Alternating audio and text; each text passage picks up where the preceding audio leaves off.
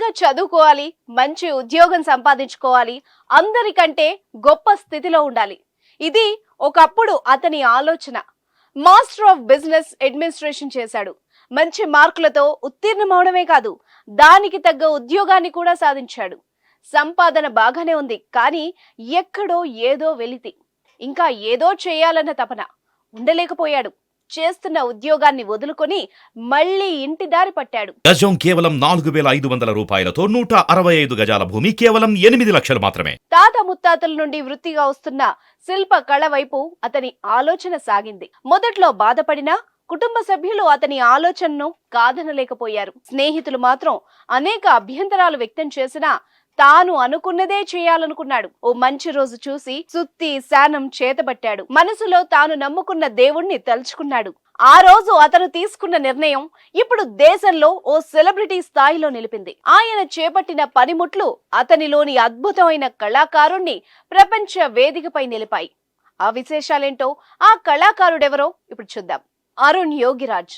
నిబద్ధత, అకుంఠిత దీక్షకు ఆయన చక్కటి ఉదాహరణ. క్రమశిక్షణ, కార్యదక్షతకు ఆయన చిరునామా. పుట్టింది పెరిగింది కర్ణాటకలోని మైసూర్లో. తాత తండ్రులంతా శిల్పకళను నమ్ముకున్నారు.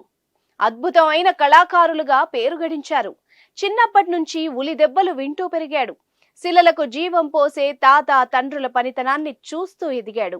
తన కళ్ల ముందు ఎన్నో అద్భుత కళాఖండాలు జీవం పోసుకొని తరలి వెళ్తూ ఉంటే తండ్రి కళ్లల్లో కనిపించిన ఆనందాన్ని పసిగట్టాడు. కానీ మనసు ఆ వైపు వెళ్లడానికి మాత్రం అప్పట్లో అంగీకరించలేదు.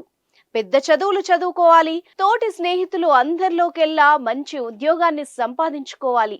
అదే పట్టుదలతో మైసూర్ యూనివర్సిటీలో ఎంబీఏ పూర్తి చేశాడు.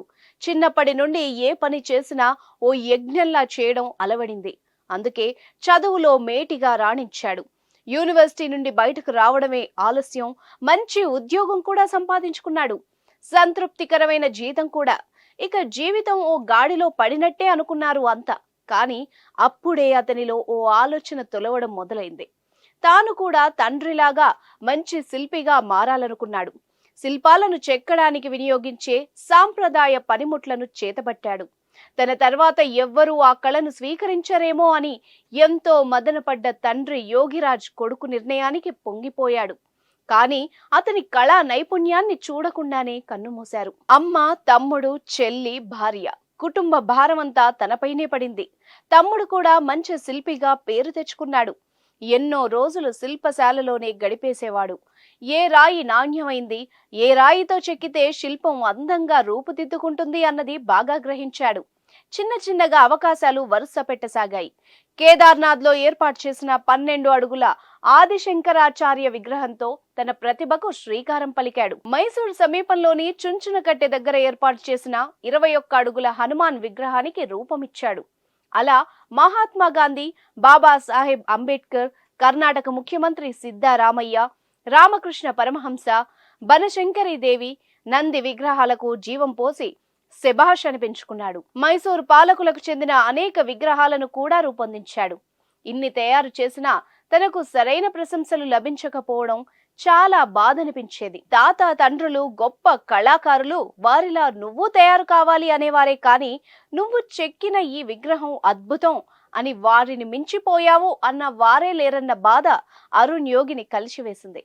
అయితే న్యూఢిల్లీలోని ఇండియా గేట్ వద్ద ఏర్పాటు చేసిన 30 అడుగుల నేతాజీ సుభాష్ చంద్రబోస్ విగ్రహం తనకెంతో పేరు తీసుకువచ్చిందని, ప్రధాని నరేంద్ర మోదీ ప్రశంసలు లభించడం ఎంతో ఆనందంగా ఉందని చెప్పేవాడు. అదంతా ఓ పార్శ్వం. అయోధ్య రామాలయంలో ప్రతిష్ఠించేందుకు ఆలయ ట్రస్ట్ వందలాది విగ్రహాలను పరిశీలించింది. చివరికి 3 విగ్రహాలను తుది పరిశీలనకు ఎంపిక చేయగా అందులో అరుణ్ యోగిరాజ్ తయారు చేసిన బాలరాముని విగ్రహానికి కమిటీ ఆమోద ముద్ర వేసింది.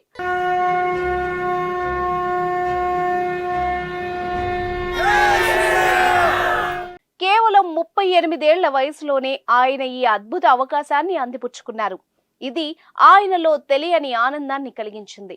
తాను పడ్డ కష్టాన్ని ఆ శ్రీరామచంద్రుడు గుర్తించాడని పొంగిపోయాడు. వారి కుటుంబం కూడా సంతోషంలో మునిగిపోయింది. 4.5 అడుగుల ఎత్తులో శ్రేష్టమైన కృష్ణ శిలతో ఆ విగ్రహాన్ని తయారు చేశాడు. దాదాపు 250 కోట్ల సంవత్సరాల నాటి అతి పురాతనమైన ప్రాచీనమైన కృష్ణశిలను మైసూరు ప్రాంతంలోనే సేకరించారు. దాని నాణ్యతను బెంగళూరు కేంద్రంగా పనిచేసే national institute of rock mechanics సంస్థ అధికారులు ధృవీకరించారు. దేశంలో నిర్మించే పెద్ద పెద్ద ప్రాజెక్టులు, అణు విద్యుత్ ప్లాంట్ల కోసం శ్రేష్టమైన రాళ్లను పరీక్షించే నోడల్ ఏజెన్సీగా national institute of rock mechanics సంస్థ ఉంది. ఈ సంస్థకు చెందిన ప్రయోగశాలలు కర్ణాటకలోని కోలార్ గోల్డ్ ఫీల్డ్ లో ఉన్నాయి. ఎలాంటి వాతావరణ పరిస్థితులకైనా తట్టుకోగలిగిన నాణ్యమైన కృష్ణశిలతో రాముల వారి విగ్రహాన్ని చెక్కారని అధికారులు చెబుతున్నారు.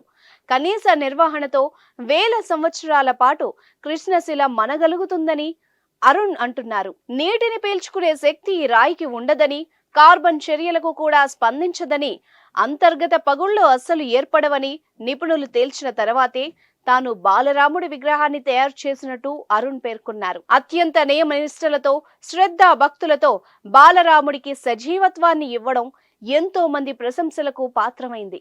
ఇంతకంటే అదృష్టం మరొకటి లేదని అరుణ్ యోగిరాజ్ ఆనందం వ్యక్తం చేస్తున్నారు.